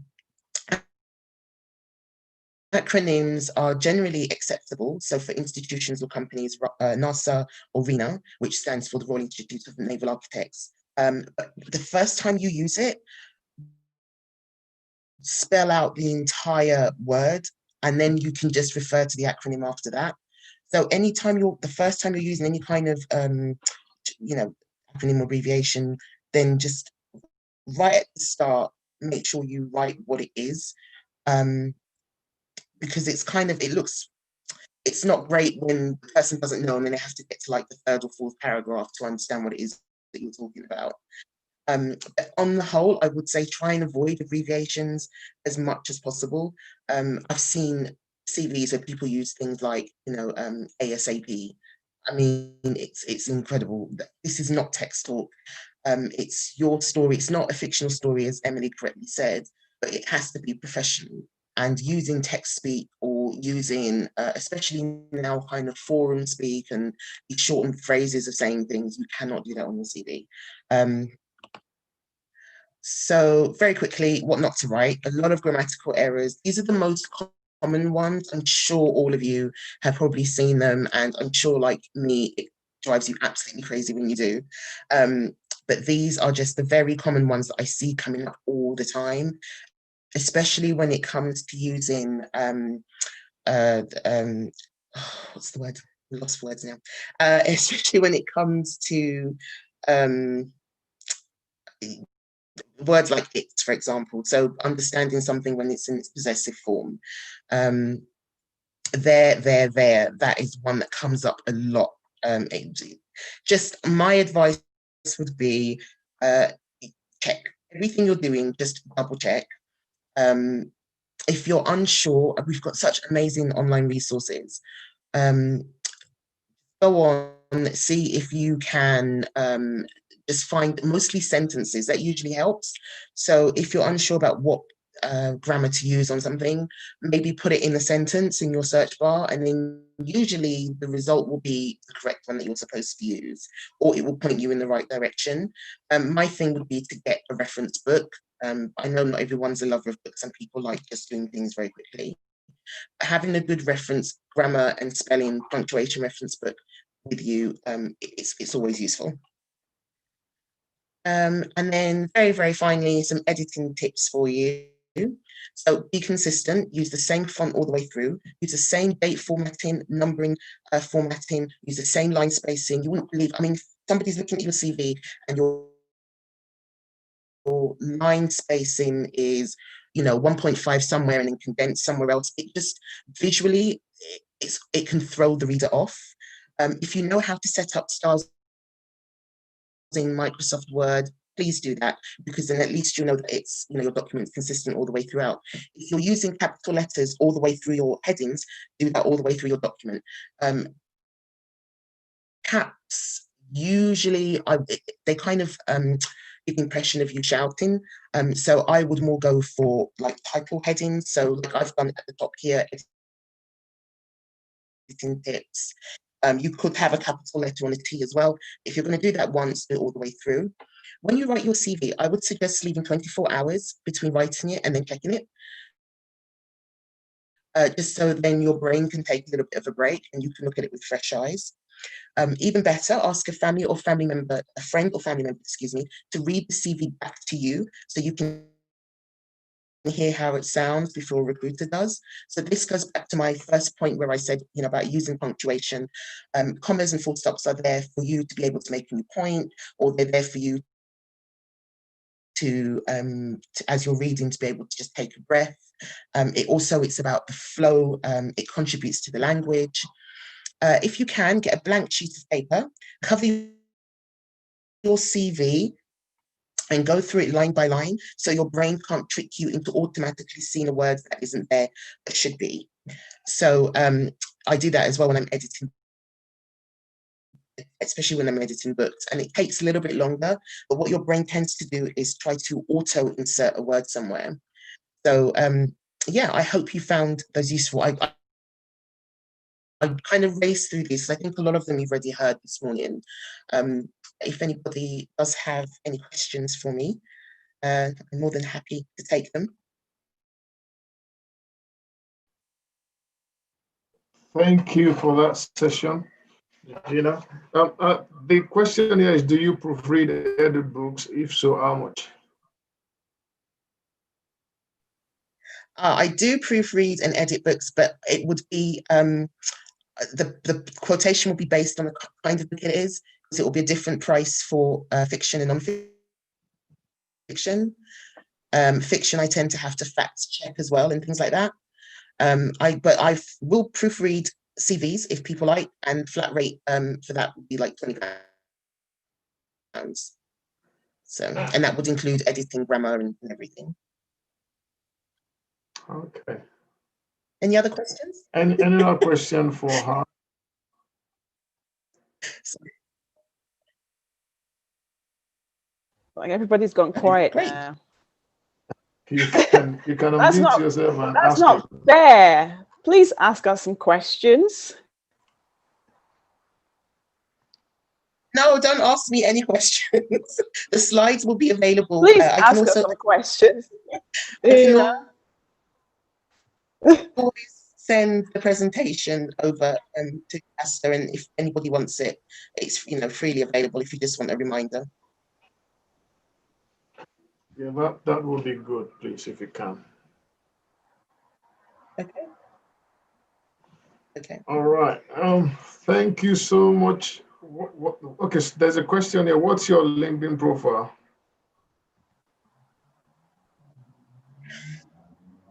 So my LinkedIn profile, do you know what? This is terrible. I haven't looked at my LinkedIn for months. And the reason, I do have a good reason for that. Oh my goodness. Because I know, I was hoping nobody else got my LinkedIn, only because I'm getting these books out. But I think from memory, I think it's Georgina Simmons, but I will have to be like Georgina 79 or something, So I can double check and send it over. One day, I think we have your email as wendy2chat@gmail.com, so we can get that over to you. Okay, yeah. Thank you. Okay. Sister Emily, do you want to say something? No, somebody was asking for the slides, so maybe I can send them to you and forward them, or they can send me an email and I will just forward them to, I don't know how we want to play this. If you forward them to me, then I'll just, because I've captured all the email addresses of everyone. Oh, awesome. Okay, so I'll do that. You do that, then I'll just send it to everyone. Okay, thank you so much, guys, for Thank you guys for joining. Thank you. Appreciate it. We hope you have been blessed. Thank you so much. Let's just have a one. Somebody wants to say something. Apologies, I just had a thought. Georgina, thanks for your presentation. If someone wants to be a writer, because I have all these things in my head, where do they start from? Because I start and then I stop and think, oh, it's too much work. Just a little thing. I have been writing. I have been writing probably since I was about 5. I fell in love with books and writing from a very young age. And all it was literally note-taking. You know what I mean? Like I would write something, put it down, come back to it months later, and it could mean nothing, or I could get an entire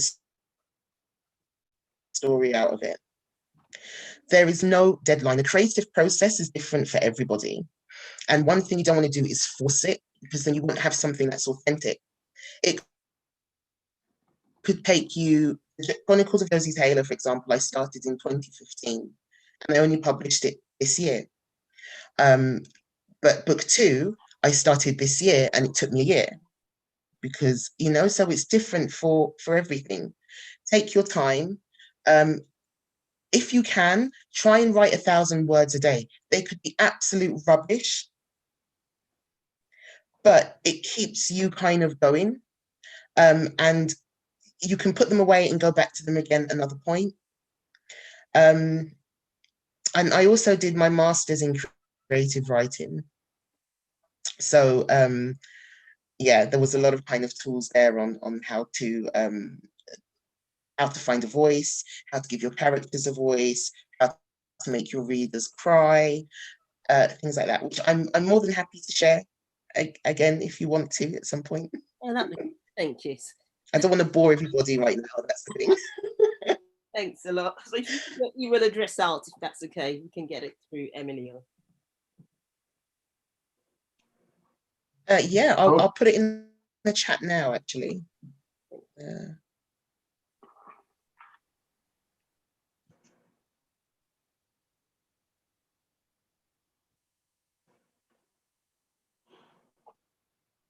All right, thank you so much, guys, for coming. We hope you have been blessed, and we pray that you will. There will be a brighter future ahead of everyone. And for those who have lost their job looking for other opportunities, we pray that the Lord will open doors for you in Jesus' precious name. Thank you so much for coming, and have a wonderful afternoon. Enjoy the rest of your week and enjoy the rest of your day. God bless. Thank you, guys. Bye-bye. Bye.